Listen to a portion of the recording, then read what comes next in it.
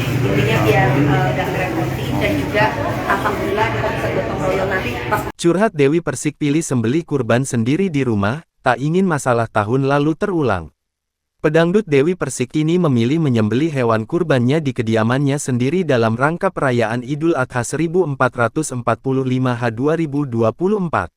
Bukan tanpa sebab, Dewi Persik tak mau peristiwa tahun lalu terulang. Seperti diketahui, Dewi Persik sempat terlibat keributan dengan ketua RT di tempatnya karena menduga tidak diterima dengan baik ketika ingin berkurban sapi pada 2023 silam.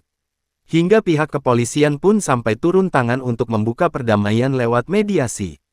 Karena tak ingin masalah tersebut kembali terjadi, Dewi Persik kini memilih untuk menyembelih kurban di rumahnya saja. Ia juga enggan merepotkan banyak pihak.